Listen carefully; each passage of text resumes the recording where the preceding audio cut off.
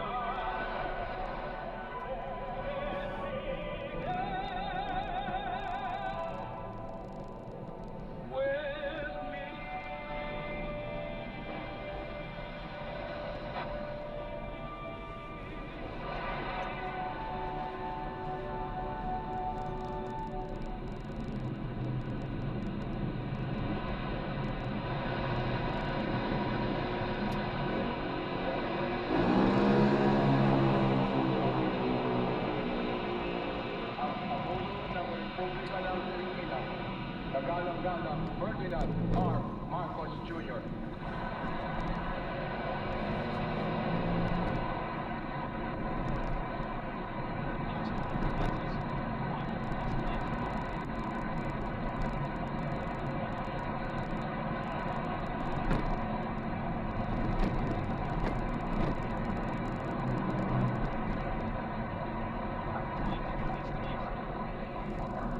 Former President Gloria Macapagal-Arroyo, Senate President Sherwin Gatchalian, and honorable members of the Senate, House Speaker Faustino D. III, and honorable members of the House of Representatives, Chief Justice Alexander Gesmundo, and honorable justices of the Supreme Court, His Excellency, the Most Reverend Charles John Brown, and esteemed members of the Diplomatic Corps, Executive Secretary Charles Recto, and honorable members of the Cabinet, First Pagka Lady, naka-stop, pwede po. Araneta Saglit Marcos, lang po.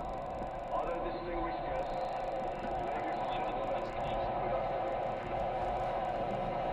Hinabol ni madam. Sige, sige po. Okay na. Okay po. Thank you po.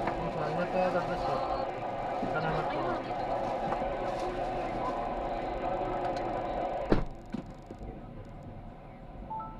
Medyo nag-block po yung signal natin. Saglit lang, babalik tayo mamaya.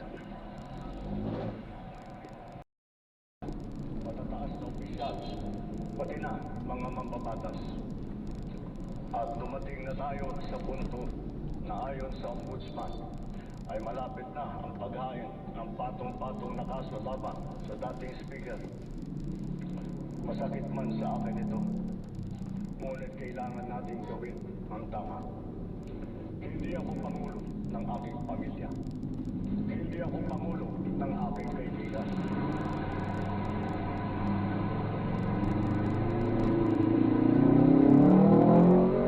Ay pangulo ng Pilipinas at ang tungkulin ko ay sa inyo, ang aking mga kapwa Pilipino.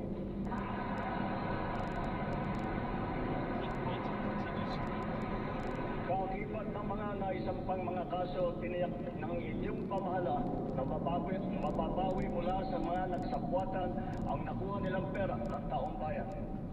Gayon din, pinigilan natin ang paglabas ng pera ng bayan na ipambayad pa dapat sa mga depektibo, peke o guni-guning mga proyekto at mapupunta lamang sa mga bulsa ng mga tiwaling kontraktor at opisyal. Halos 25 bilyong piso ang halaga ng napawi, frozen at napreservang mga pera at ari-arian ng mga akusado. Ang mahigit 800 milyong piso dito ay agad nating nabalik sa treasury. Lahat ng mapapawi mula sa mga sangkot na tiwali ay agad ibabalik sa kaban ng bayan. Ipinapaubaya na natin ang pag-uusig sa ombudsman at sa ating mga pinalakas na National Prosecution Service. Nananalig din tayo sa makatarungang hatol ng hukuman. Makakaasa kayo na ang gulong ng hustisya ay tumatakbo.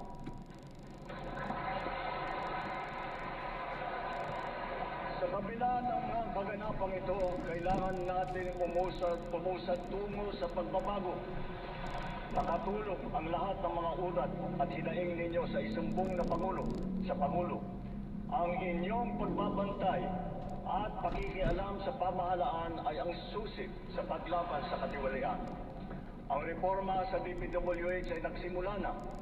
Nagpasok tayo ng mga bagong graduate kasama ang mga tuwid at maasahang mga job order at contract of service. Bukod sa mga flood control project, lahat ng mga proyekto ay sinuri at tiniyak na talagang kinakailangan at maayos mula sa plano, presyo hanggang pagpapatupad. Para walang overpricing, sinigurado natin na ang mga materyales ay ayon sa presyo sa merkado.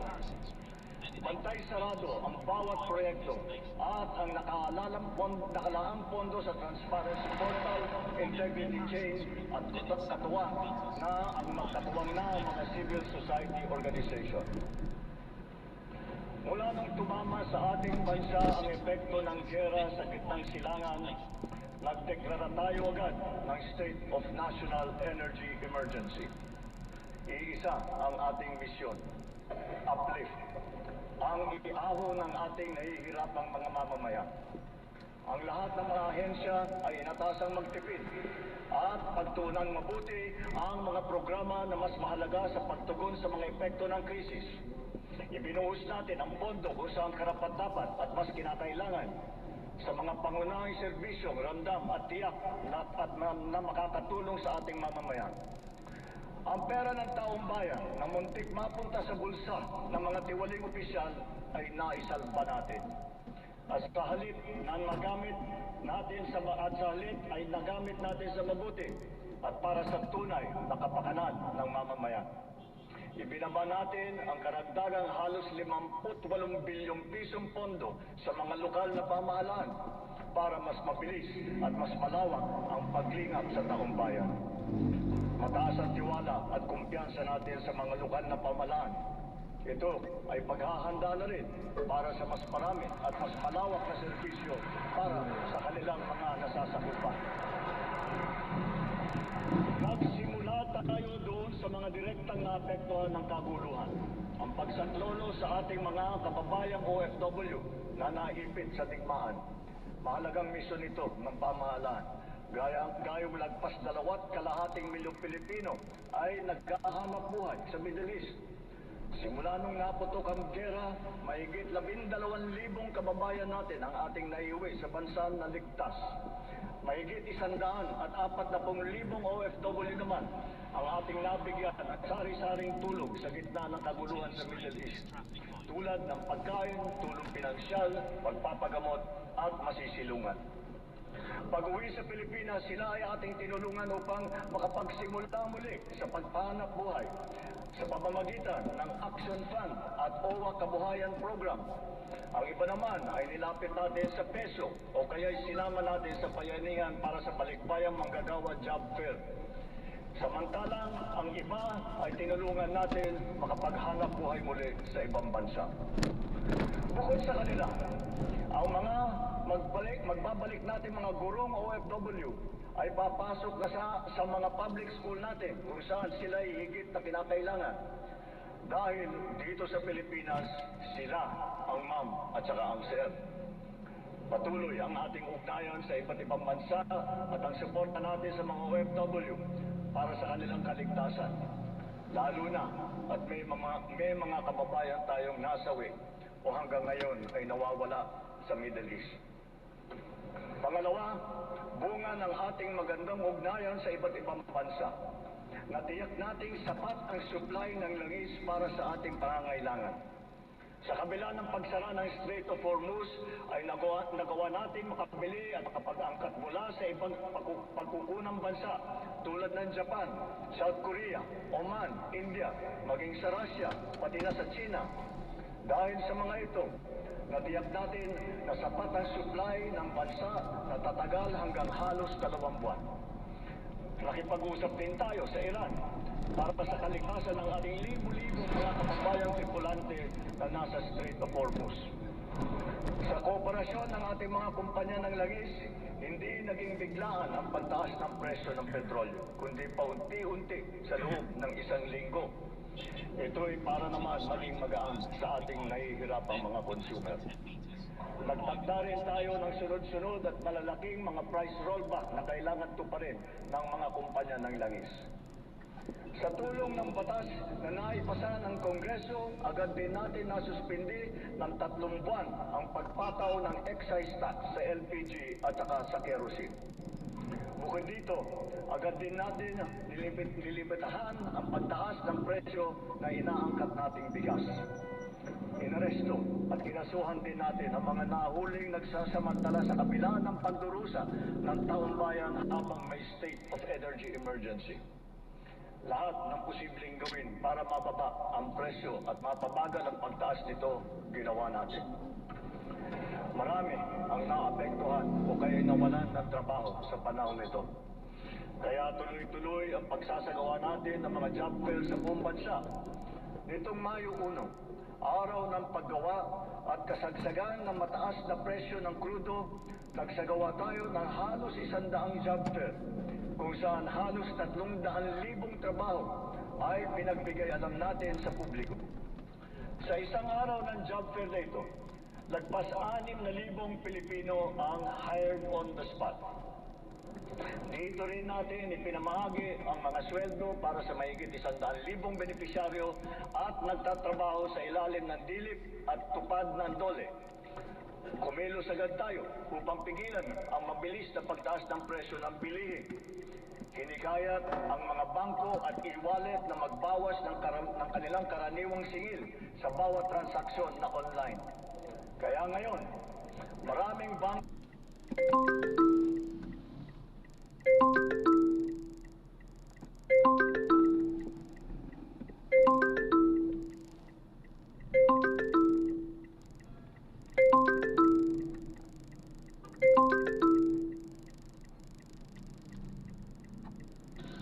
Hello? Ay, hello po. Ito po. Yes, Dito. Iikot po ba kayo? Hindi po ma'am, dito na lang po ma'am. Sige Tawid po. na lang po kayo ma'am. Okay po. Go. Pag-ibig fund para sa mga naapektuhan na OFW. Sandali! Kahit papano ay nakaluwag ito sa mga consumer, lalo na sa mga naghuhulog para sa kanilang bahay at sa mga nagpupundar para sa kanilang negosyo. Sa panahon na lumiit ang kita dahil sa mataas ng mga presyo, mahigit 26,000 toneladang bigas ang binigay sa mahigit 2.5 milyong pamilya. At ito'y itutuloy pa natin hanggang umabot sa 8 milyong pamilya na makikinabang.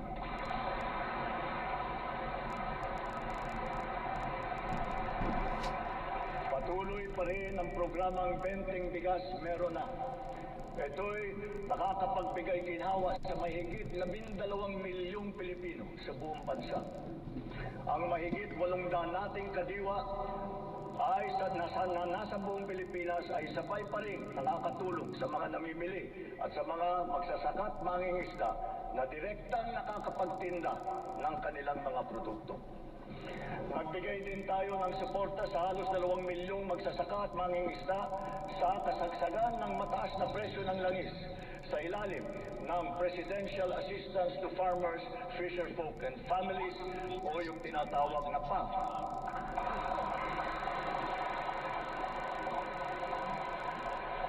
Dahil sa mas malakas, malawak at mura nating internet, naging mainam na alternatibo ang online classes at saka ang ating work from home. Mura ba internet? Mataas Hindi nga. ang presyo ng ating kuryente, lalo na ngayong Hunyo. Dala pa rin ng mataas na presyo ng krudo at paglakas ng dolyar. Gayunpaman, tiniyak natin na nabigyan ang mamamayan ng kaunting proteksyon sa kanilang electric bill. Ipinag-utos natin ang agarang pag-refund ng mga kumpanya ng kuryente na may sobrang nasingil sa mga customer nito. Ipinag-utos din natin na payaran ang ilang billing consumer na makapagbayad ng kanilang bill ng hulugan sa buwan ng Mayo, Hunyo at Hulyo.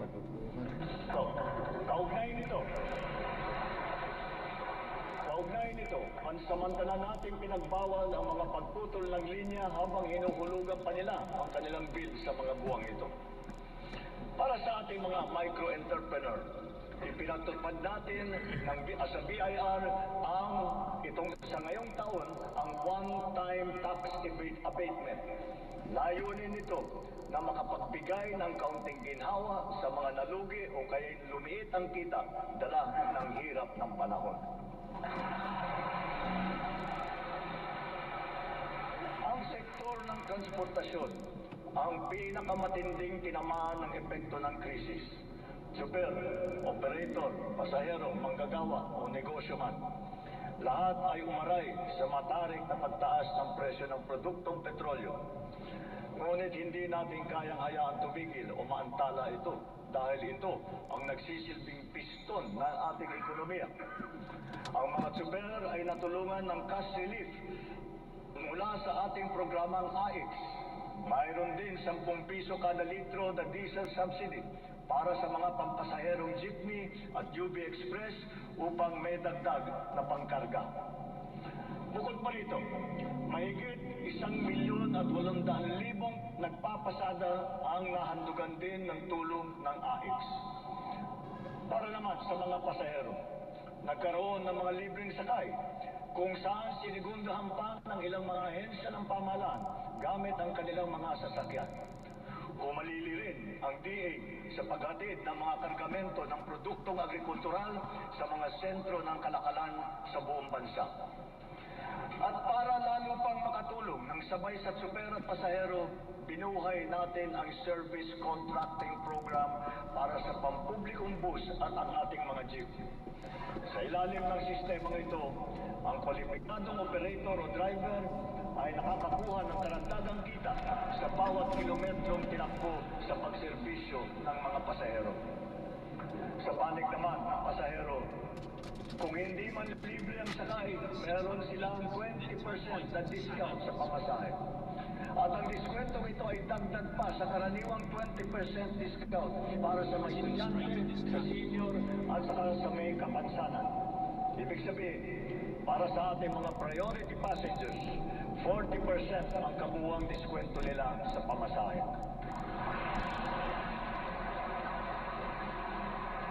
Varian din ang tupad, tuloy pasada, kung saan nagkaroon ng dagdag na kita ang mga tsuper na pampasada.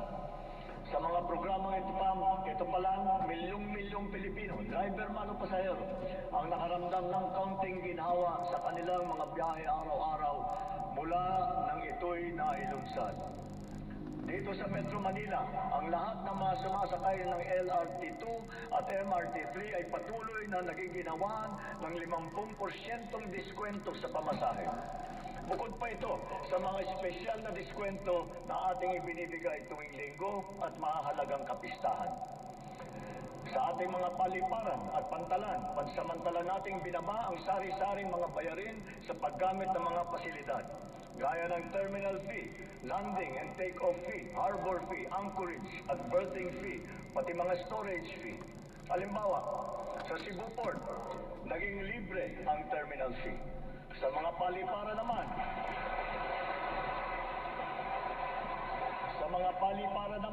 ang service charge sa mga pasahero ay binawasan din natin.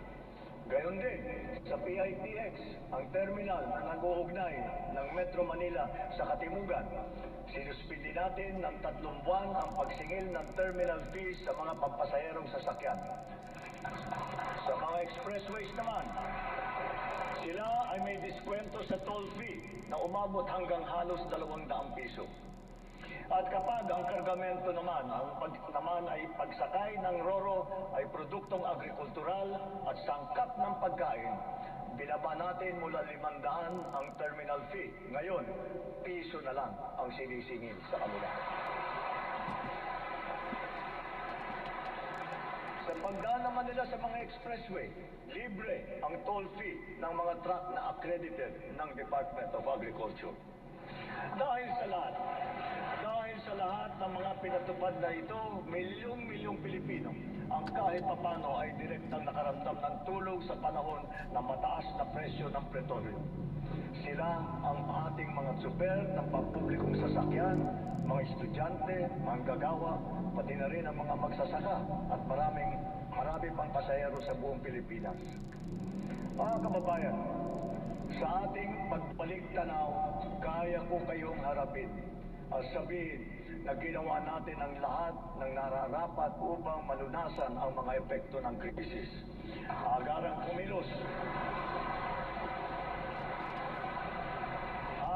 kumilos ang buong pamahalaan upang tumulong sa mamamayan. Sa katunayan, tayo pa ay hinahangaan ngayon dahil sa bilis, liksik at pagiging aktibo ng ating pagtugon. Buwan-buwan mula sumiklab ang digmaan, ramdam pa rin natin ang bigat ng mga epekto nito sa ating bansa. Hanggang kailangan, asahan ninyo na hindi titigil ang pagsuporta ng pamahalaan. Naglaan tayo ng mahigit 60 bilyong piso para dito hanggang sa katapusan ng taon.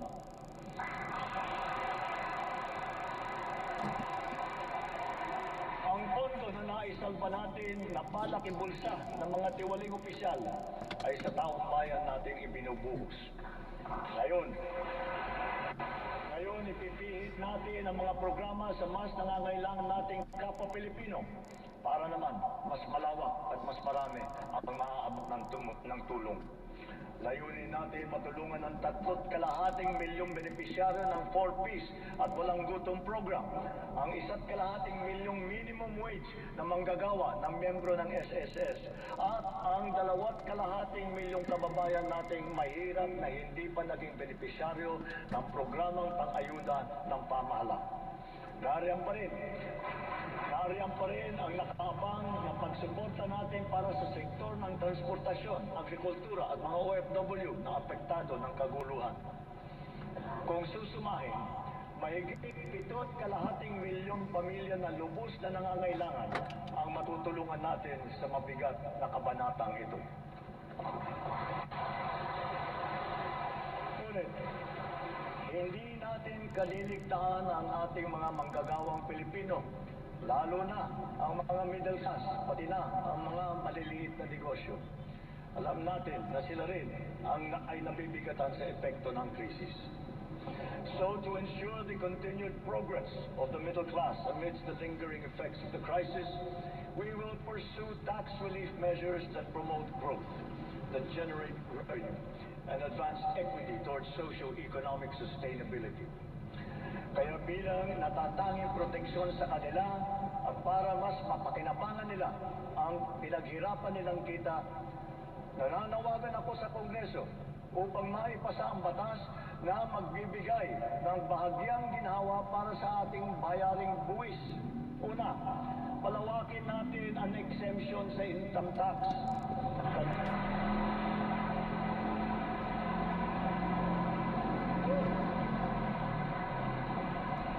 Dagdagan natin ang mga manggagawang malilibre sa buwis sa kanilang kita. Isasama na natin ang mga kumikita ng hindi lalagpas sa 350,000 pesos kada taon.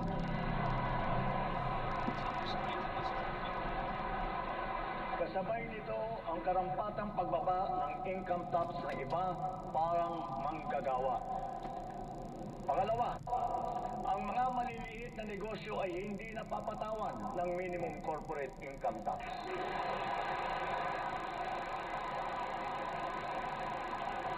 Pangatlo, para mapanatag ang loob ng taong bayan, ang pagbigay ng amnesty para sa mga hindi nabayarang buwis tulad ng income tax, estate at donor's tax at value-added tax.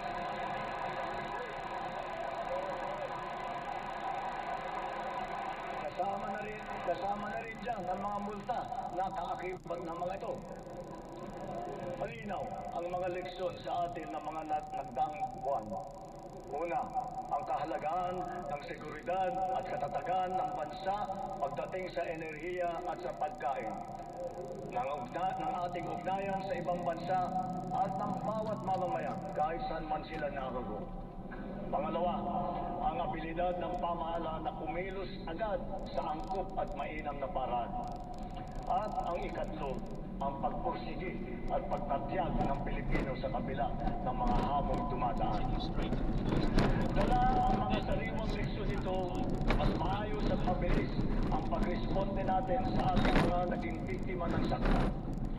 Tulad sa nangyaring paglindol sa Visayas at Mindanao kamakailan, mahigit 600,000 pamilya ang ating nasukluluhan.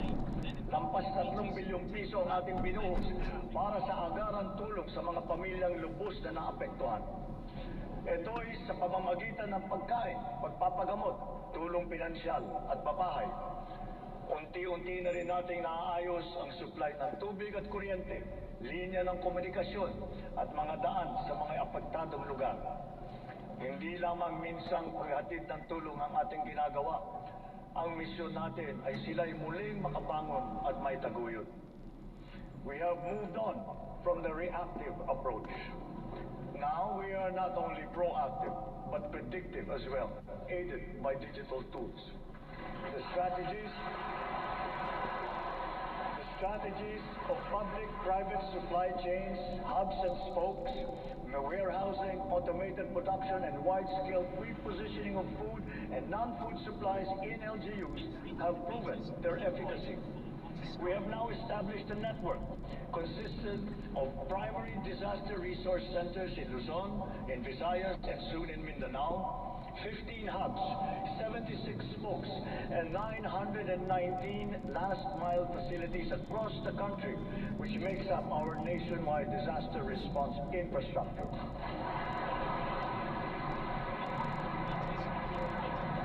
Because of this robust system, delivery of emergency nourishment and relief to target areas is now made possible under 24 hours. Sa panahon ng krisis o kalamidad, handa na ang pamahalaan sa pagpapadala ng mga mobile energy system upang makapaghatid ng emergency power sa mga lugar na nawalan ng kuryente.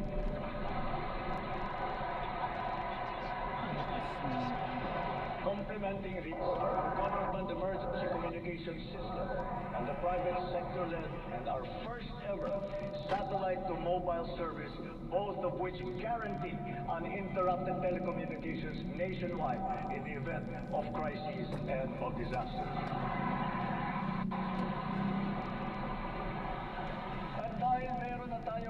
epekto ng state of imminent disaster.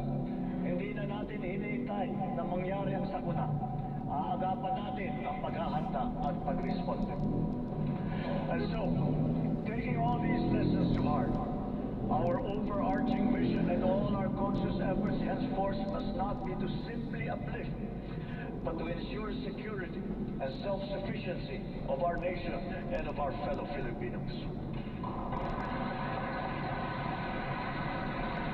Sa nasaksihan nating pagtaas ng presyo ng petrolyo, maraming kababayan natin ang umasa sa pampublikong sasakyan.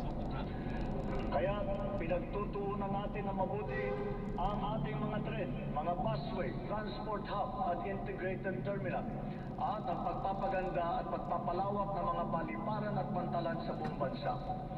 Ito ay upang mas malawak at malayo ang naaabot, tumaas ang kapasidad at maging moderno at mas maginhawa ang serbisyo.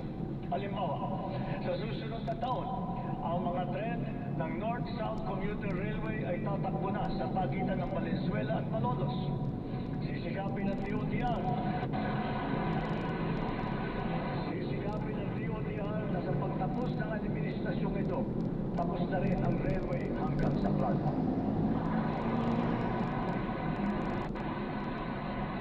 Sa susunod na taon, bubuksan na rin ang 12 stasyon ng MRT-7.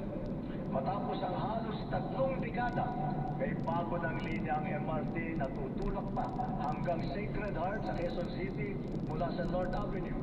At balang araw, aabot pa ito hanggang San Jose del Monte, Bulacan.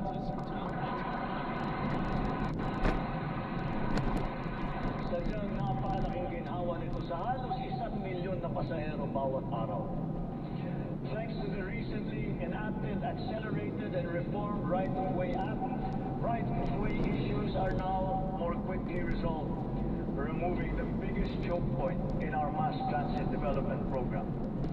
Sa kabilang banda, yung unang bahagi ng Cebu Bus Rapid Transit ay bukas na. At yung nasa Ilocos Norte naman ay ating pasisinayaan sa susunod na taon. Ang mga nag-modernize ng mga sasakyan, lalo na ang mga lumipat sa mga hybrid at electric vehicle, ay hindi nakaramdam ng kurot ng pagtaas ng presyo ng petrolyo. Consistent with our clean energy drive, we have encouraged the adoption of electric vehicles. We have removed all tariffs on EVs until 2028 to bring down market prices. And government has also been mandated to prioritize electric vehicles in their refleeting plans. This clean and green policy is two-pronged. It shall also spur growth of our domestic local industries across the EV value chain, specifically those involved in the vehicle assembly and manufacturing of batteries and related spare parts. Mithiin natin na sa pagdating ng 2040, kalahati ng mga sasakyan natin ay EV na. Ang ilang makabagong lampas at ang articulated bus na gagamitin sa Davao City, mga EV na. Ang MP Dalaray naman na pinasayaan natin kamakailan lamang ay isa ring EV na nabuo sa pagtutulungan ng UP at saka ng DOST. Sa darating na panahon, ang ganitong electric ferry boat ang gagamitin sa Pasig River Ferry Service mula Pinagbuhatan sa Pasig hanggang Escolta sa Maynila. Kaya hinihiling ko ang suporta ng buong industriya upang mapandar na natin sa lalong madaling panahon ang ating minimiting modernisasyon ng mga pampublikong sasakyan. Itikay natin na magiging makatao, magaan at makatarungan ang pagpapatupad nito. Tulad ng aking nabanggit, dapat mataas ang kalidad, matibay at maghahatid ng pangmatagalang ginhawa sa taong bayan ang lahat ng pampublikong infrastruktura. Ngayong taon, matatapos na ang bahagi ng South Luzon Expressway TR4 mula sa Santo Tomas City, Batangas, papuntang Tiaong sa Quezon.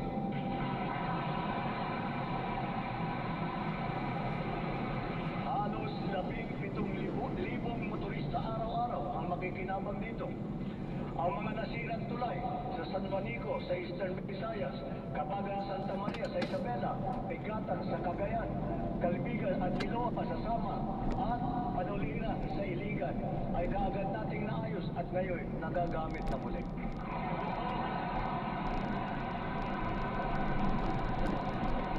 Bukod sa 137 evacuation center na naitayo sa buong bansa, magsisimula na ngayon taon ang pagpapatayo ng Ligtas Pinoy Centers.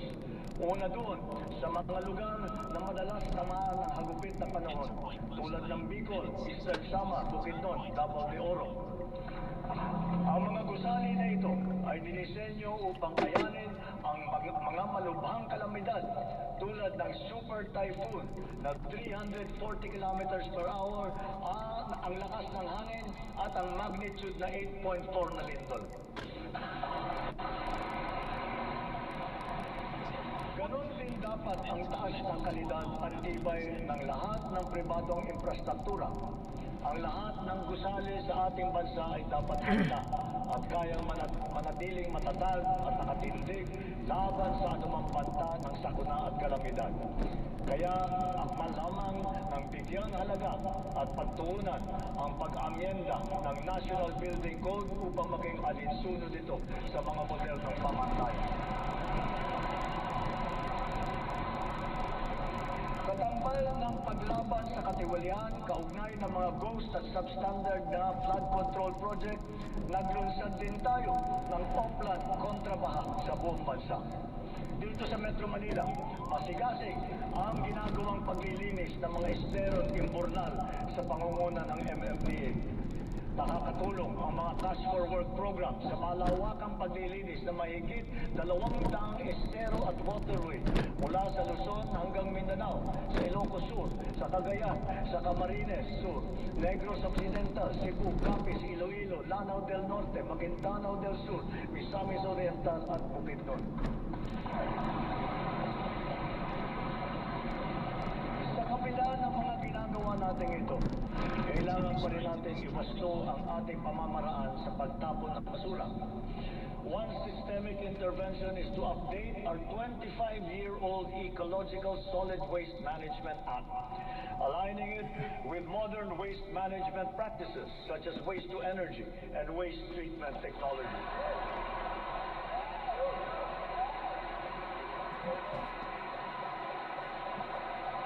As we recalibrate our solid waste management systems, we can draw inspiration from the solid waste management practices being championed by the MMDA here in Metro Manila, such as waste recovery, processing, upcycling. For example, what used to be the Carmona sanitary landfill of the 1990s is now the MMDA Nature Park. And more than a multi-purpose green space, it shall soon be the base of its high-level disaster preparedness training and simulation exercises. Ngayon din, ang ating sistema ng agrikultura ay pinapatatag natin upang magarantiya ang ating supply ng pagkain at may pababa ang presyo nito para sa lahat. Ang sari-sari mga programa tulad ng puhunan, farm input, kagamitan, kaalaman, pati na insurance ay tumutulong sa mga magsasaka at mangingisda. Kaya mula noong 2023, patuloy na tumataas ang produksyon ng bansa. Lumalakas ang cropping intensity, dumadami ang ani tulad ng palay, mais, asukal, baboy at manok. Dala ito ng malakas na buhos ng suporta sa sektor. Ang gumaganda at lumalawak na sakop ng infrastruktura at sistema ng irigasyon at tumataas na antas ng mekanisasyon. Nagbubuklod na rin ang mga magsasaka at mangingisda at nabibigyan ang makabagong teknolohiya, binhi at mga pasilidad ng kagamitan. Ilan sa mga ito ay ang 145 rice processing system, 3 malaking cold storage facility, at halos 40,000 makinarya. Ang mga taniman naman ng niyog ay dumadami at lumalawak din. Dala ng ating programa na malawakang pagtatanim sa buong bansa. Nakapagtanim na tayo ng 18 milyon puno At ayunin po natin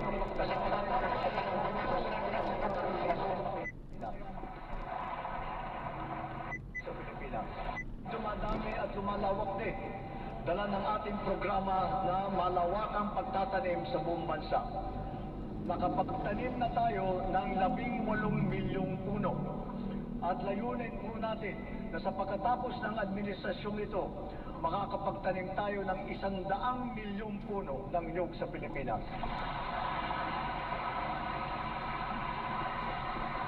Gagarantihin nito ang tatag ng ating industriya ng niyog hanggang sa mga susunod na dekada. Ang NFA din ay ngayon may mas malakas na ang kakayahan sa pagbili ng mga ani ng magsasaka sa mas magandang presyo at sa pag-imbak ng buffer stock. Ang mga sari-saring peste at sakit na ay nagbabantang manira ng mga inaasahang magandang kita. Halimbawa rito, ang avian flu at saka yung ASF. Kaya tinitiyak ng DA na ang mga magsasaka ay natututo ng mga makabagong kaalaman at mga mainam na paraan sa pag-iwas at paglaban sa mga ito. Gayunpaman, ang insurance ay nagsisilbing mabisang panangga laban sa pagkalugi dala ng pagkawala o pagkasira sa hindi inaasahang pangyayari. Sa nakalipas na 4 na taon, natulungan ang sektor upang mabawi ang halaga ng pinsala sa hanapbuhay na umabot sa 19 na bilyong piso halaga na kabayaran. Ang crop insurance ngayon ay hindi limitado sa mga pananim. Kasama sa saklaw nito ang mga alagang hayop, palaisdaan, mga gamit at pasilidad, pati sasakyan na pang-agrikultura. Meron ding life insurance para sa mismong magsasaka at mangingisda. Papalawigin pa ng Philippine Crop Insurance Corporation at DA ang kaalaman ng mga magsasaka at mangingisda tungkol sa crop insurance. Upang makapagbigay ng kapanatagan sa isipan ng mga benepisyaryo ng agrarian reform, wala tayong tigil sa pamamahagi ng mga titulo sa lupa na ginawad sa kanila. Kaya sa loob ng 4 na taon, lagpas 400,000 titulo na ang suma total ng atin na ipamahagi sa kanila,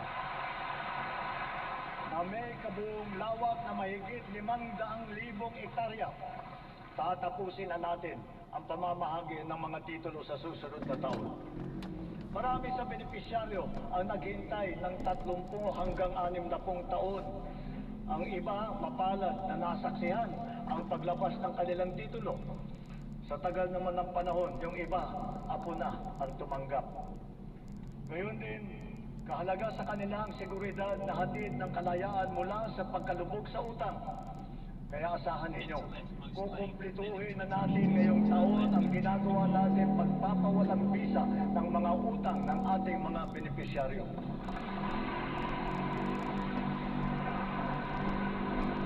Sa kabila ng mga ito, patuloy pa rin ang suporta ng daan sa reformang agraryo tulad ng irigasyon, mga daan, makinarya at mga pautang para sa mga benepisyaryo nito. Kaya sinasabi ko, Secretary Conrad, huwag mong munang isipin na magpwede ka nang mag-retire. Marami ka pang trabaho na gagawin sa lahat. Ang mga nagdaang buwan ay nagpaalala sa atin na kailangan natin paramihin ang pinagkukunan natin ng kuryente. Ito ay isang tanda ng pagiging matatag na bansa.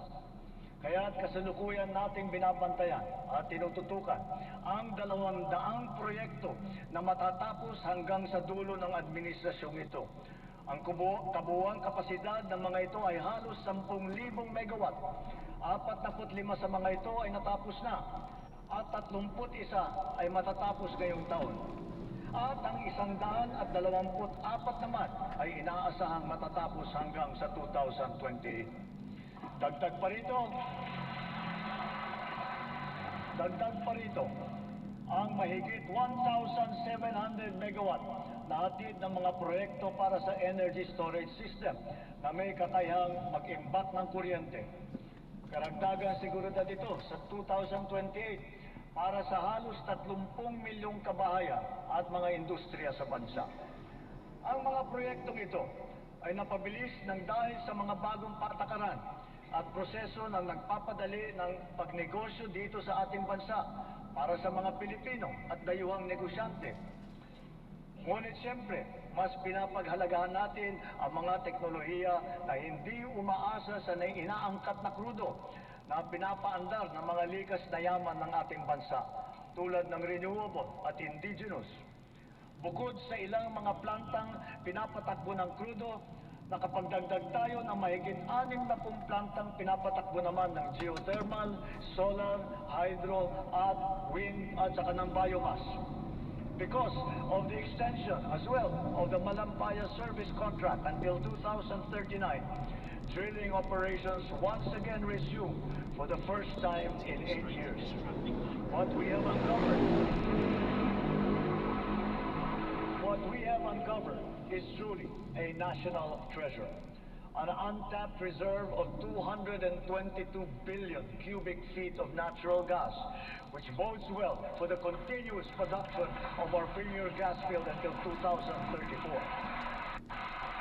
To put it in context, 222 billion cubic feet of natural gas is sufficient to power 1.6 million households for the next 8 years until 2034.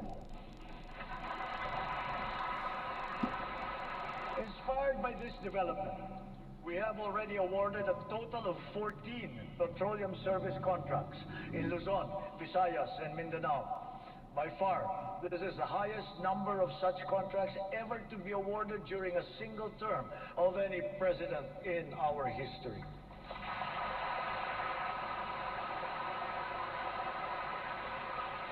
Four of the contracts that we have so far awarded are for the production of hydrogen. Hydrogen gas will serve as a backup fuel for our power plants, especially useful for our off-grid areas. It is also touted as the world's clean fuel of the future. Two of the newly awarded petroleum service contracts are co-managed with the BARM government. This is the first time in our political history. BARM is now firmly set to pursue its strategic vision of energy security and total electrification for and in the Bangsamoro region.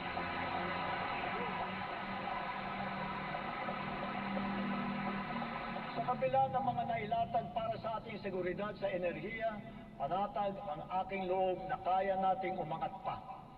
We have begun to embark on the establishment of hydrogen power plants. Multiple projects are now in their pre-developmental stage in Marinduque, in Masbate, Zamboanga, Sibugay, Basilan, and other potential areas. Pushing the envelope further, perhaps it is time for us to revisit nuclear energy production.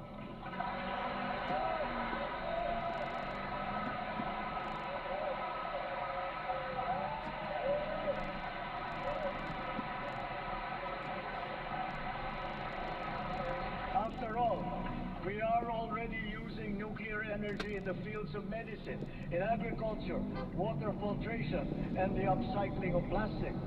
We are confident in its capacity to reinforce our energy security and to bring down the cost of electricity in our country. Titiyakin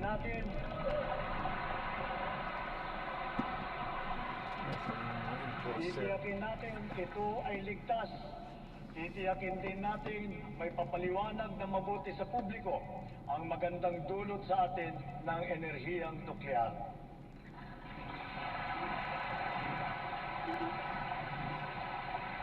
Mga kababayan, sa lahat ng mga ginagawa natin sa sektor ng enerhiya, malinaw din sa pamahalaan ang hinaing ng taong bayan na pababain ang presyo ng kuryente sa bansa.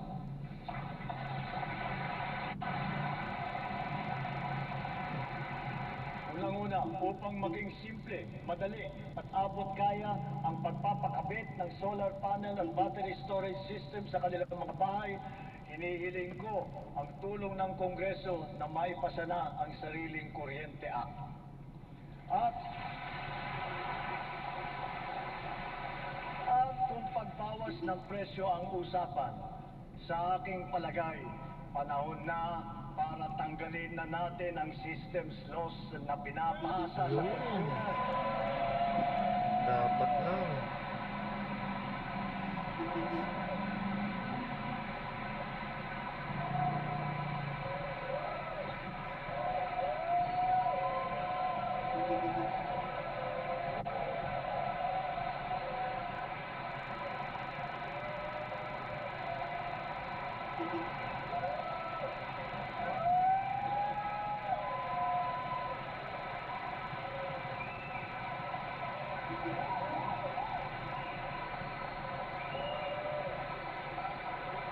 Pinapasa ito sa consumer at kinakarga sa bill na pinapatungan pa ng value-added tax. Hindi naman kasalanan ng consumer kung bakit nagkaroon ng systems loss.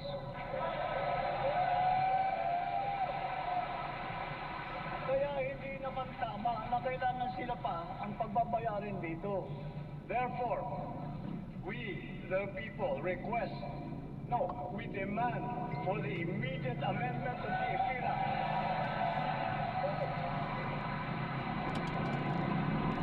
And to prohibit charging systems laws against consumers, including the value-added tax thereon.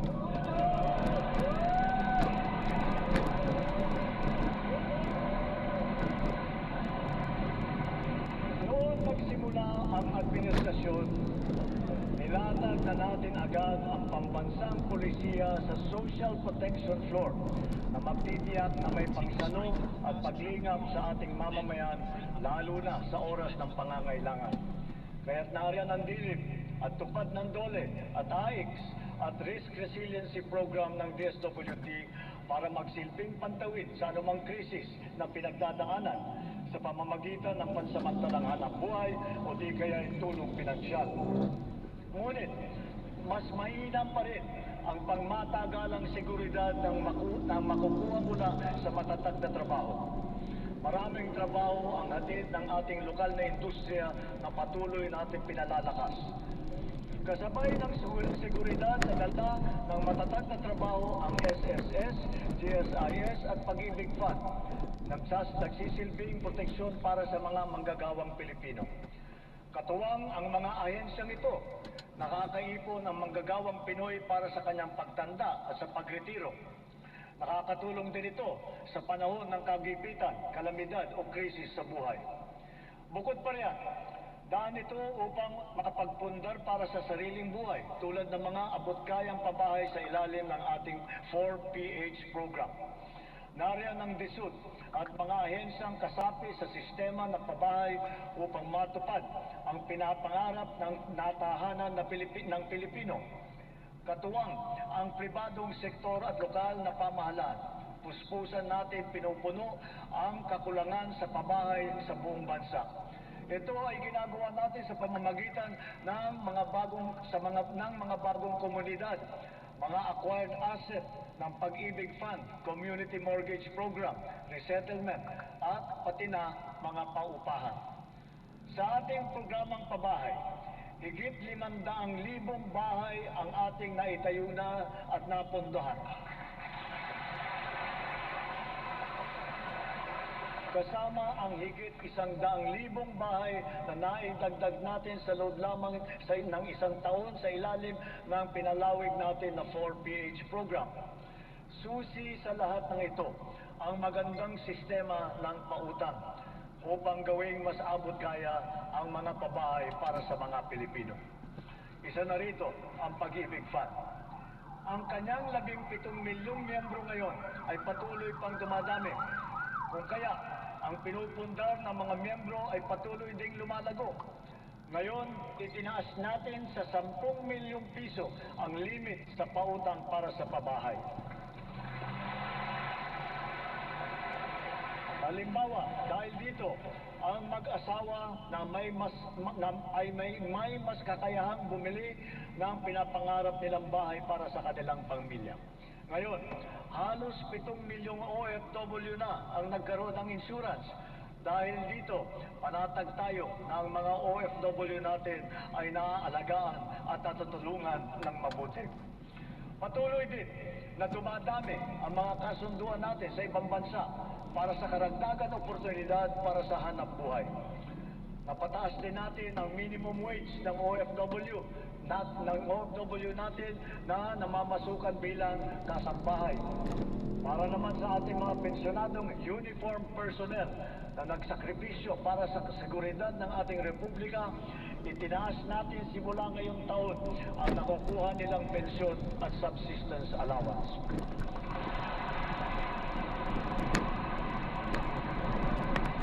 Bilang dagdag tulong naman sa mga pensyonado ng SSS, pinaaga natin ang 10% pagtaas ng kanilang pensyon simula Hunyo na dapat sana ay nakatakda pa sa Setyembre.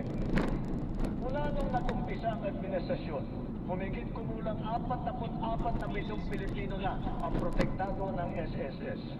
Mahigit 80,000 sa kanila ay mga tsuper, mga tindero-tindera, gig worker, mga job order at contract of service at iba pang mga nasa informal na sektor. Ang mga contract of service at job order ng pamahalaan, ipinagpatuloy natin ang kanilang mga serbisyo. Naglaan pa tayo ng karagdagang sahod para sa kanilang paghulog sa SSS, Pag-ibig at PhilHealth bukod sa iba pang mga benepisyo. Misyon natin na mas marami pang Pilipino ang makakasapi sa SSS, lalo na ang informal na sektor at mga self-employed na tulad nila. Kaya nananawagan ako sa buong sambayanan. Huwag natin ipagwalang bahala ang seguridad na handog ng SSS, pati na ang Pag-ibig Fund. Tiyakin po natin na ang wasto at buwanang paghulog para sa mga ikabubuti ng ating mga kinabukasan. Maganda ring balita na dumadami sa ating mga kababayan ang kumukuha ng insurance at pre-need mula sa pribadong sektor. Mainam din ito magpundar para sa kinabukasan. Ito ay para sa lahat ng Pilipino. Ginawa rin itong mas abot kaya dahil sa mga micro-insurance plan. Ngayon na nasa merkado, ito yung mga rehistrado at lehitimo. At mas maganda rin ang balita sa ating kabataan. Sa kanilang murang edad ay nagbubukas na ng mga account sa bangko o kaya sa Digital Payment App. Ikayatin at turuan natin silang mag-impok at magpundar para sa kanilang kinabukasan.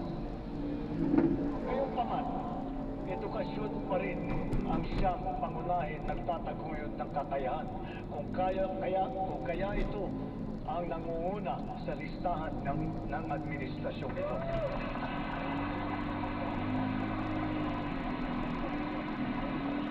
Sinisimulan natin ito mula sa pagkapuspos at ito'y dapat tuloy-tuloy at hindi tumitigil. Kaya dapat nakakintal sa puso't isipan ng mga Pilipino ang lifelong learning at continuous self-improvement. Ang nagdaang mga buwan ay nagpaalala sa atin na mahalaga ang reskilling at upskilling ng ating mga manggagawa.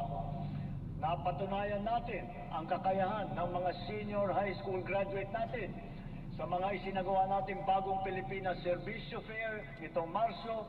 Mahigit 1,200 senior graduate ang naging hired on the spot. Maaari na rin sila ngayon mag-apply para sa mga bakanteng unang baitang na posisyon sa pamahalaan.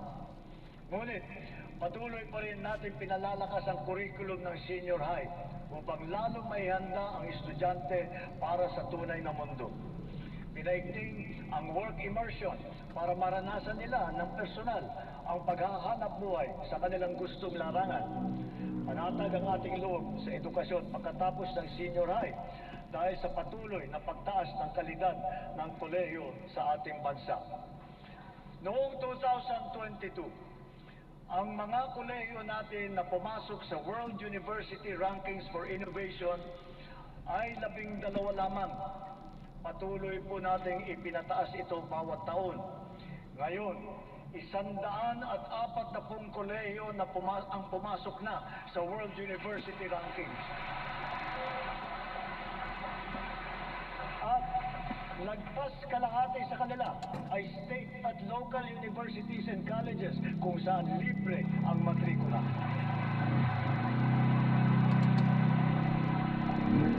Para mahikayat ang kabataan na magtapos ng kolehiyo, Ang tanggapan ng Pangulo ay naglaan ng 100,000 piso para sa 5 estudyante sa bawat barangay sa buong bansa. Sila ngayon ang ating presidential scholar. Mabisang pambato rin sa buhay ang mga programa natin sa TechVoc o TVET. Sa ngayon, 81% na ang placement rate ng mga dumadaan sa kursong TechVoc. Halimbawa, sa programang Super Scholar at ang programa Entrepreneur, naturuan ang mga driver ng panibagong kaalaman na sa kanilang iba't ibang pangkabuhayan. Sa programa naman ng DOLE at DA, mahigit 10,000 magsasaka at mangingisda sa buong bansa ang matuturuan na rin sa mga bagong kaalaman. Ang TechPro ay nakapaloob na sa senior high at ito'y progresibo o ladderized upang maging tulay sa agarang hanapbuhay at hakbang din tungo sa patuloy na pag-aaral at pagsasanay. Maaaring gamitin ng isang TVET graduate ang kanyang national certificate bilang pundasyon upang maituloy pa ang pag-aaral hanggang maging ganap itong kolehiyong diploma. Halimbawa, ang electrical installation and maintenance sa senior high, maaaring magtuloy sa electrical engineering balang araw. Ang caregiving, pwedeng ituloy sa nursing.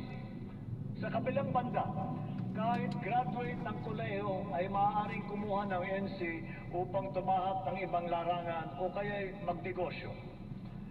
Inahahayag ng DOLE at TESDA sa publiko ang kompletong impormasyon ukol sa mga kurso at programa ng TVET, lokasyon ng mga training center at provider, paano mag-apply, petsa, iba pang mahalagang detalye.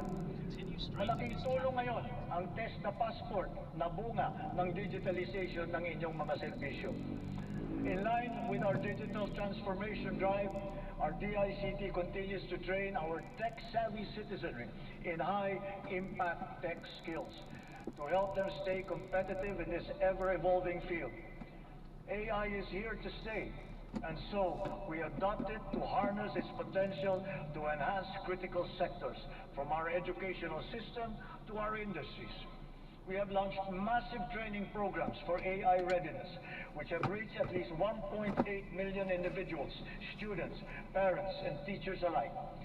This success inspires confidence to further scale up our initiatives for AI literacy across all sectors.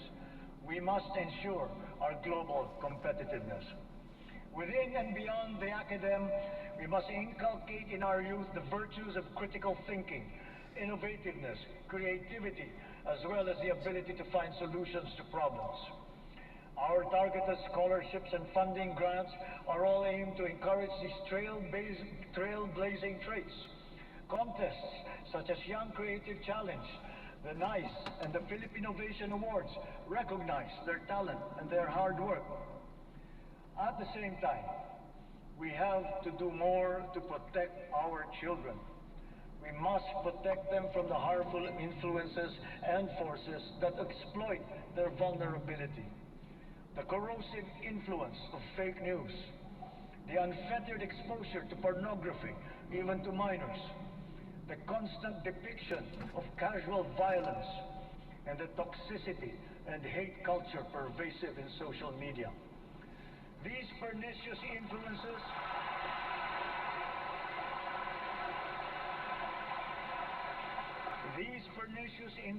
lead to issues of their mental health, rise in teenage pregnancies and HIV/AIDS cases, and other extremely harmful consequences. We must all assume a community responsibility for our young people's protection. Ang mga nasawi na ating mag-aaral kamakailan dala ng karahasan at kapabayaan ay nag-iwan ng malaking puwang sa kanilang pamilya at mapait na aral din para sa ating lahat. Sa mga magulang at kaanak ng mga nasawit at nasaktan dahil sa nangyaring karahasan sa mga paaralan, tanggapin po ninyo ang aming taimtib na pakikiramay. To the parents of Chris Lawrence Fabian, Joyan C. Separa, and Ayesa Nicole Dazo, We are all so very proud of the unflinching bravery and heroic virtue that you have instilled in your children. They are an inspiration to us all.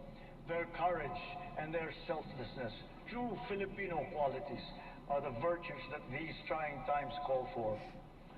Kailangang mamulat ang buong lipunan at akuin ang responsibilidad.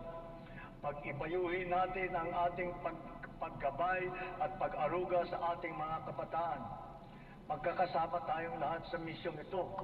Ang pamahalaan, pamilya, paaralan, simbahan, industriya, komunidad. Tatayo ang paaralan bilang pangalawang tahanan para sa kanila. Kaya hinahanda natin ang mga pampublikong paaralan upang tanggapin sila ng bukas palad. Ngayong school year, tuloy ang ating school-based feeding program bilang mabisang suporta sa pag-aaral. Sa programang ito, mapapakain natin ang mahigit 4.2 milyong kinder at grade 1 at mga mag-aaral na grade 2 at pataas na mga lubos na nangangailangan ng nutrisyon. Magtutulungan ang lokal na pamahalaan, ang barangay, PNP, DepEd upang palakasin ang seguridad sa paaralan. Siniguro ng DepEd na nakahanda, gumagana at alam ng lahat ang mga mekanismo at proseso sa pag-ulat, sa pagtugon sa mga insidente ng bullying, pati na sa mga iba't ibang emergency. Hindi hinahanda rin natin ang ating mga principal at guro upang mamagitan sa pag-ayos ng anumang hindi pagkakaintindihan ng mga estudyante. Sa tulong ng unang batch ng 10,000 school counselor associates na ipapasok natin sa mga pampublikong paaralan, ang mga anak natin ay meron ng malalapitan para sa angkop na payo sa anumang mabigat na pinagdadaanan sa kanilang isipan.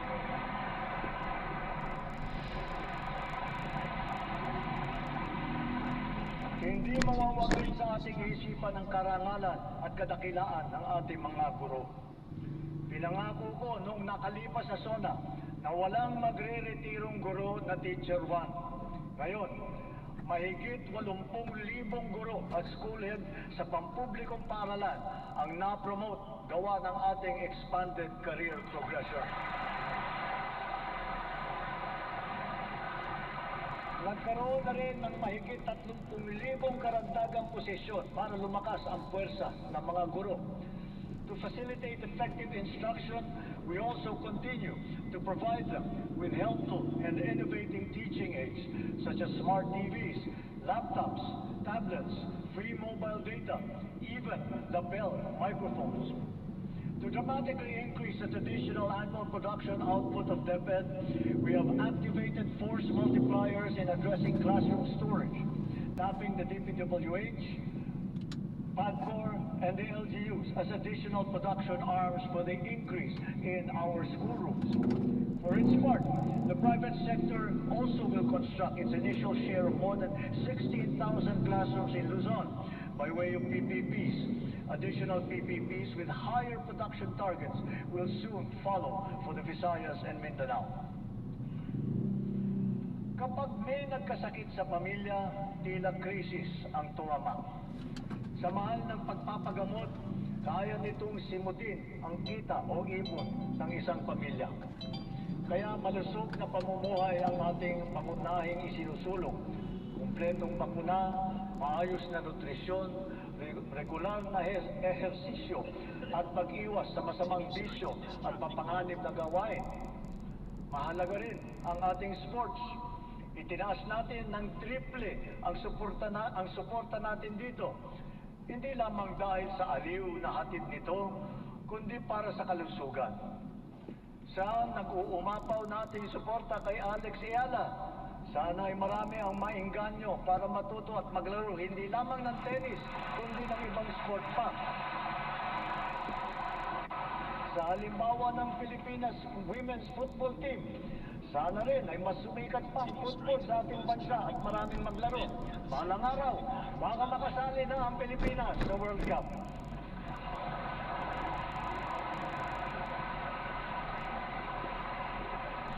Ang ating sistema ng universal healthcare ay ang pangunahing seguridad sa kalusugan ng bawat Pilipino, katuwang ang DOH at saka ang PhilHealth.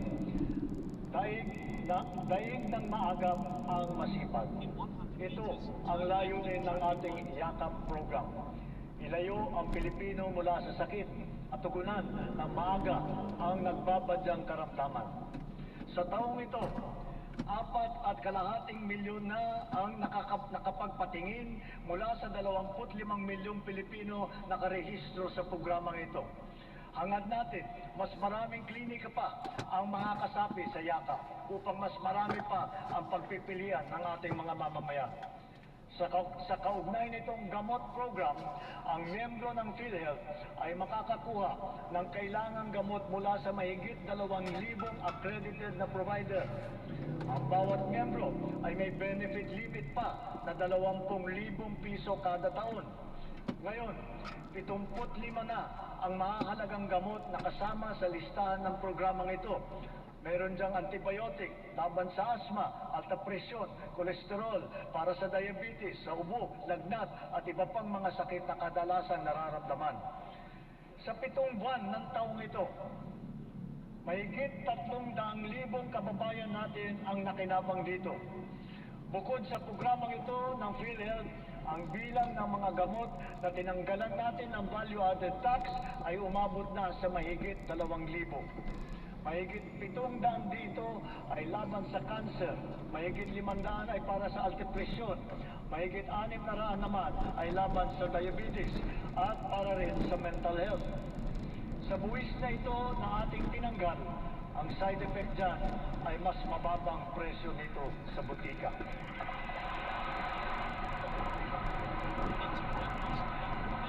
Ngunit, kung pag-iwas sa sakit ang ating tunay na pakay, kulang pa ito. Kailangan mas maaga ang pagbabantay. Kaya pinapalawak pa natin ang programang ito. Sa susunod na taon, unti-unti nating isasama ang iba't ibang uri ng blood test at gamot upang mas maagang matukoy at mabantayan ang posibleng sakit sa bato, atay, thyroid at hepatitis B. Nariyan pa rin ang malaking suporta ng PhilHealth kung kailangan talagang magtungo sa paggamutan. Patuloy na pinaparami ng PhilHealth ang sakop nitong mga sakit, kondisyon at serbisyo. At itinaas din nito ang limit upang matiyak na sumasabay ito sa pagtaas ng mga presyo. Pinahahalagahan ng PhilHealth ang mga laganap at malubhang mga karamdaman tulad ng cancer at sakit sa puso. Kasama na rin ngayon ang pagpapagamot ng HIV/AIDS upang makatulong sa pagpigil na dumadaming mga kaso dito sa bansa. Pati na rin ang TB na kumikitil ng halos 100 buhay bawat araw dito sa atin. Para mapaganda pa ang suporta natin sa mga batang may developmental disabilities, dodoblehin natin ang PhilHealth package para sa pagpapatingin sa therapy.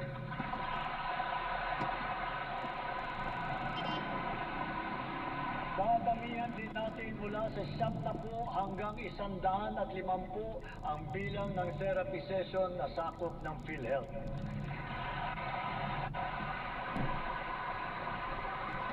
Nakaantabay din para sa kanila ang Project Aruga ng DSWD para sa karagdagang tulong pinansyal. Mula sa lagpas 5 milyong pamilyang Pilipino na gumagamit ng PhilHealth noong 2022, umabot na sa mahigit 7.5 milyong pamilya ang nakatamasa ng mga benepisyo ng PhilHealth nitong nakalipas na taon. Lahat ng ito ay gawa ng ating masigasig na paghikayat, maayos na proseso ng pagrehistro at mas pinabilis pang pagbayad sa mga ospital at healthcare providers. At mula nung inilunsad matapos ng huling SONA, halos 3 milyon ng kapwa natin ang walang binayaran kahit 5 sa kanilang pagpapagamot gawa ng ating zero balance billing sa mga ward ng ospital ng DOH.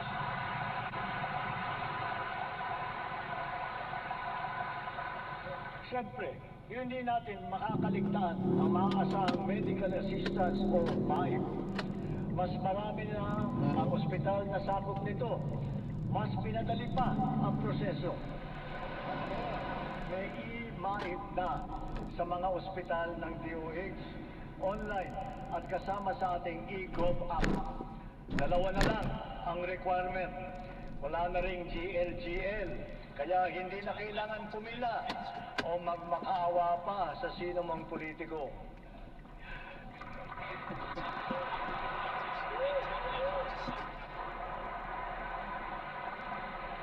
Sa mahigit 56 na milyong nakapag-download at gumagamit ng ating e-Gov app, ganong karaming Pilipino kasama ang kanilang pamilya ang madali nang maabot ang napakahalagang medical assistance na ito mula sa national government.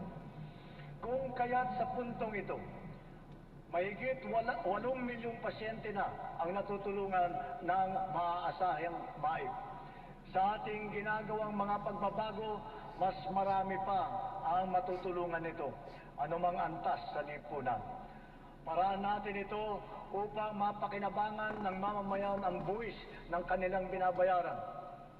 Malaking bahagi ng naisalba nating pondo mula sa korupsyon sa flood control project, binuhos po natin sa edukasyon, sa pagkain, sa DOH, PhilHealth at sa MAIP.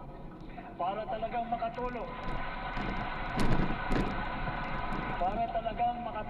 makapagpagaling at makapagpalakas ng katawan ng Pilipino. Patuloy pa nating inaayos ang sistema ng mga ospital at mga pasilidad sa bansa, kasama ang mga bukas at mga specialty center. Mayroon din valor clinics na tanging para naman sa ating mga veterano at kanilang pamilya. At magsisimula na rin tayong iguhit ang plano para sa makapagtayo ng isang Virology and Vaccine Institute dito sa ating bansa.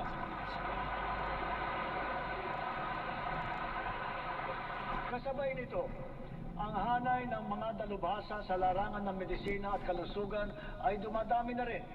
Mula nung magsimula tayo, mahigit dumoble ang kumukuha ng medical scholarship kapalit ng obligasyon na maglilingkod sa mga pampublikang ospital sila balang araw. Sa kanilang pinamamalas na serbisyo publiko, ang ating mga doctors to the barrios ay nagsisilbing huwaran sa ating mga susunod na henerasyon ng mga Pinoy na doktor.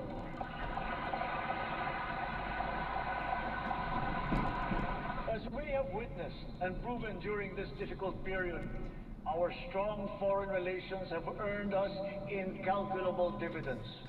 The Philippines is once again a full member of the community of nations.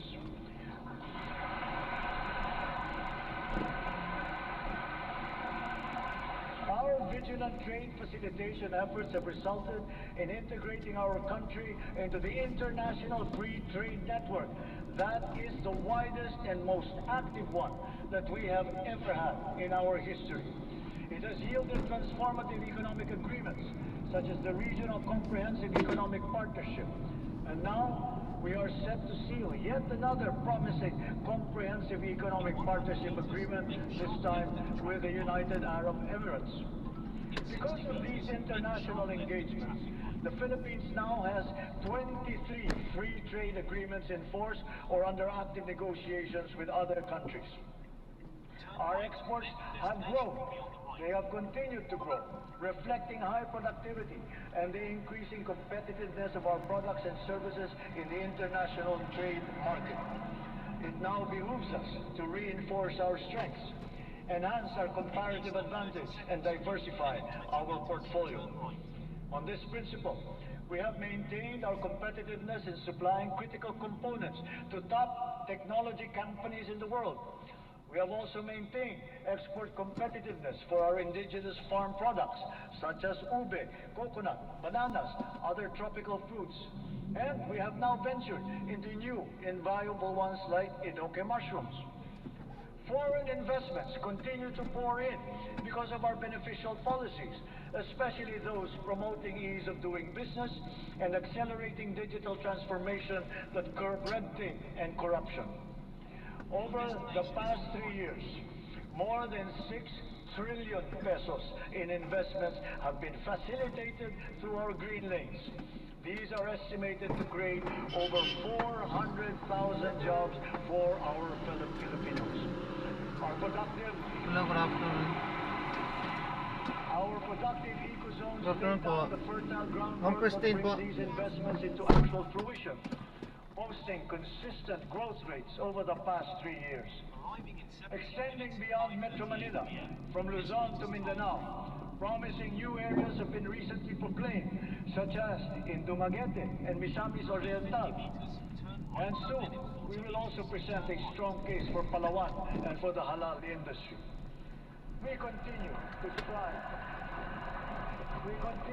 strive for bigger and greater things, venturing into areas heretofore unimaginable. That is, strategic and emerging industries that position our country in the global value chain, such as in the fields of pharmaceuticals, advanced manufacturing, luxury goods, technology, and logistics.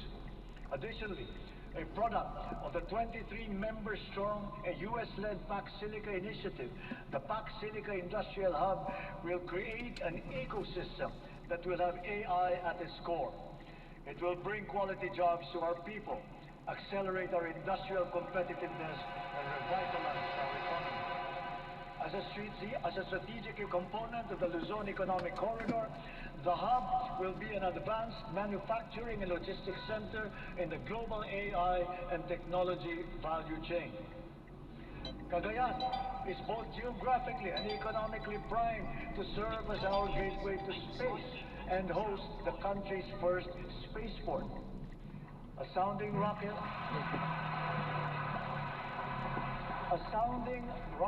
launch test is slated for next year. Yes, we are going to launch our rocket into space. This we will do in partnership with a South Korean aerospace company. We do not have to look or sail very far to find dependable allies. ASEAN is our safe harbor, within which we share not only mutual proximity, but affinity. During our chairship of the ASEAN Summit this year, we advocated for greater solidarity and cooperation among ASEAN member states. Together, we found ways to alleviate the dire consequences of the war in the Middle East. Through a united ASEAN and its strong extended network, we have achieved greater security and resilience as a region and as individual nations, more capable of withstanding disruptive events. The ASEAN Plus 3 Emergency Rice Reserve System will guarantee emergency rice supply in case of shortage in our domestic production. The ASEAN Digital Economy Framework, led by the Philippines, will harmonize digital rules and enable cross-border digital transaction. It will accelerate the growth of our local tech sector, enable fintech and digital banking solutions, and support financial inclusion, especially for small enterprises. Likewise, the Framework Agreement on Petroleum Security for the joint stockpiling of energy assets in the region has been ratified. And now that our Luzon, Visayas, and Mindanao grids are fully connected, we are in a better position to connect with our neighbors to help realize the ASEAN power grid.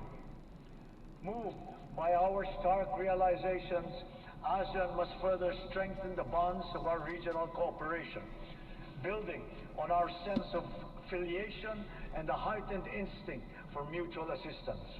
This is Bayanihan for the international community and for this part of the world.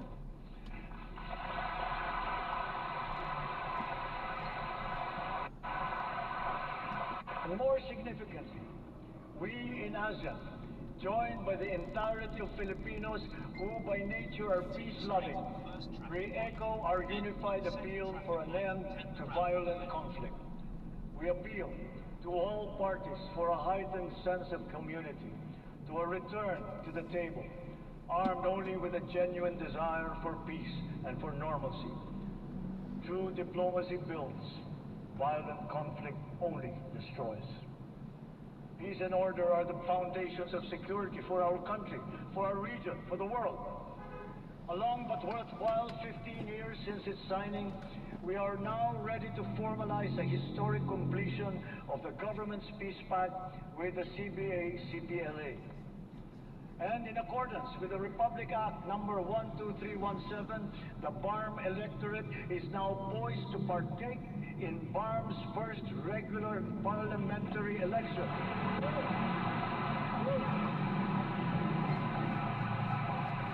This is a critical accomplishment under the Comprehensive Agreement on the Bangsamoro.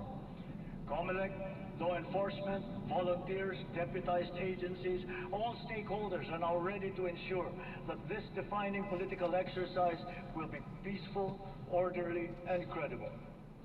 May these inspiring developments strengthen our collective belief in the unity and indivisibility of the Filipino nation amidst our individual diversity.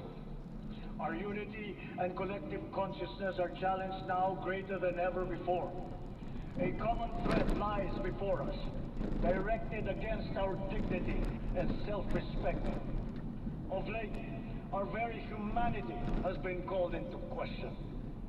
Let me remind our friends and our detractors, Filipinos are a noble, kind, gracious, and great race. We are not greedy. We are not racist. We are not liars.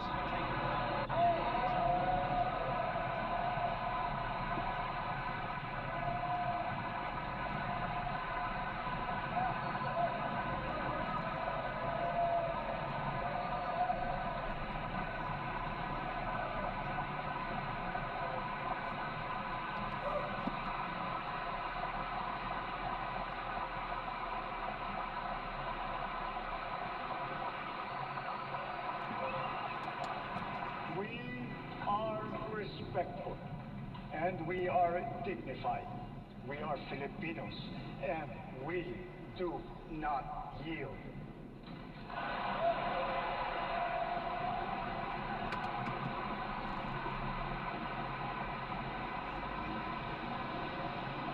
Just recently, we celebrated the 10th anniversary of the final and binding 2016 Arbitral Award, which stands as a definite benchmark for the interpretation and application of the UNCLOS.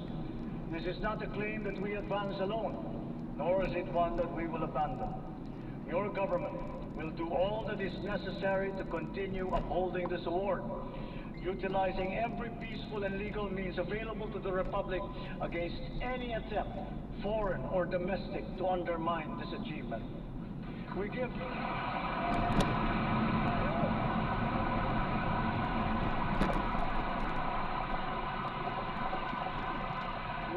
honor to our armed forces, the Coast Guard, even our fisherfolk, who all continue to patrol and ply our seas in the face of great risk.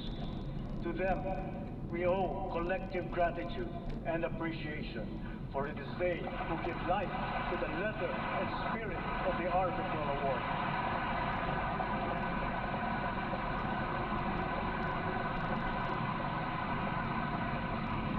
Mga kapwa kong Pilipino, sa ganitong mga banta sa ating seguridad, sa loob at sa labas ng bansa, tayo'y tumindig ng taas noo at magkapit-bisig.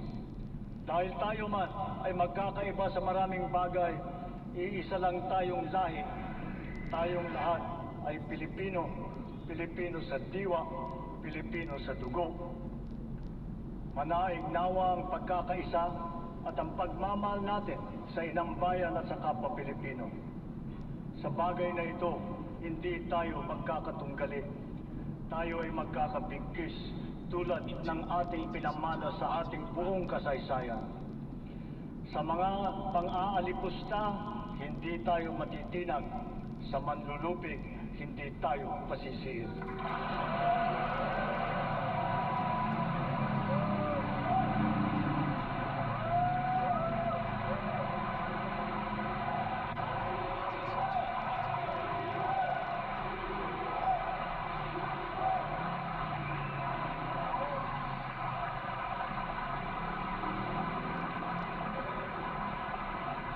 Sa nalalabing 2 taon ng administrasyon, tatapusin natin ang mga nasimulan at tutuparin ang ating pangako sa sambayanan. My beloved countrymen, let us continue the work that we have started. to make the Philippines the country that Filipinos deserve. There is no nobler cause than this. We do this for our children. We do this for our future. We can but do this because we love our country and we love our people. Maraming salamat po. Magandang gabi po. Mabuhay ang Pilipinas!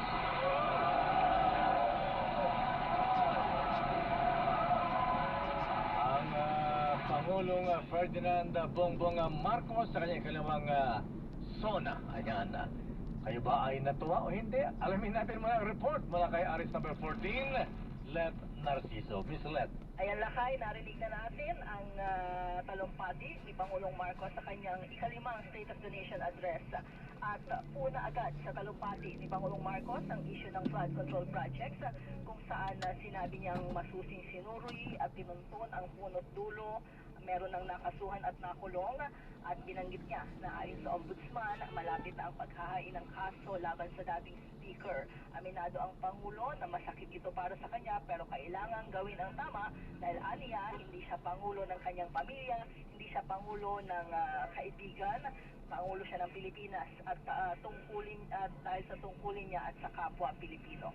So yun lang ay yung ilan sa mga tumatak dito sa naging talumpati ni Pangulong Marcos. Siyempre mas mahaba yung naging pagtalakay ng Pangulo dun sa ginawang hakbang ng pamahalaan o ng administrasyon dun sa epekto ng krisis sa Middle East. Inisa-isa niya yung mga naging programa. At doon naman sa nagkaroon ng standing ovation lakay yung pababain ang presyo ng kuryente dahil sabi niya panahon na para tanggalin ang systems loss at hiningi niya ang agarang amyenda sa EPIRA. Ayan, pinaliwanag ng presidente na hindi naman daw kasalanan ng consumers na magkaroon ng systems loss kaya hindi tamang tayo yung nagbabayad niyan. Siyempre sa panghuli, sa talumpati ng Pangulo ay binigyan din niya yung conflict pa rin sa West Philippine Sea. Mabigat yung naging statement ng presidente na umana rin ng standing ovation sa mga tao sa plenary. Ayan, ang pagbanggit niya, Filipinos are noble, we are not greedy, we are not racist, we are not liars, we are respectful, and we are dignified Filipinos. We are Filipinos and we do not yield. Yan lang yung talumpati ni Pangulong Marcos. At siyempre panghuli, sabi niya ay hindi tayo matitinag sa mga pang-aalikpusta at hindi tayo pasisiil. So sa mga sandaling ito ay nakikipagkamay si Pangulong Marcos sa mga tao pa rin sa plenary at maya-maya siguro hihingi na tayo ng reaksyon dun sa mga nakarinig ng kanyang talumpati. Pagkatapos lamang nitong kanyang SONA lakay kasi ngayon ay hindi pa agad-agad tayong makakapunta dun sa plenary dahil kailangan munang makaalis ni Presidente dito sa batasan bago tayo makagalaw. Pwede tayo dyan sa bandaran, no, ma'am? Maluwag. Napansin natin na Miss Let mukhang malamya ang stand ng ating Pangulo sa korupsyon. Ayan. Masabang. Ayan. Parang GC order. Itatabi ko lang. Padiretso na lang, ano. kulang sa tapang. Hindi. Kaya nga, makikiusap sana ako kung pwede. Diretso na lang. Kasi, basta traffic pa. Kasi, okay lang, ma'am? Okay, salamat, ma'am. Ganitong mga programa. Yun yung palagi niyang inuulit doon sa kanyang speech. Hintay natin na magbabanta rin sa mga masasangkot pa sa korupsyon eh. Ayan. Pero wala. Nabanggit lang yung nakulong na. Ayan. Oo. Pero hindi minention ang mga pangalan. Oo. Except kay Speaker. So, hindi rin binanggit yung pangalan ng sabi ng dating speaker. Okay, ma'am. Hindi binanggit ang Martin Salamat, ma'am. Thank you. God bless. Salamat po. Anyway, isa pang siguro ang Salamat po, ma'am. God bless. Kahit po. Thank you. Tungkol sa kuryente na dapat Apo. ang systems Ayan, so na-drop na natin. Sana maraming salamat po sa panonood. Hanggang sa muli po, ingat. God bless. Paalam po. bawas din.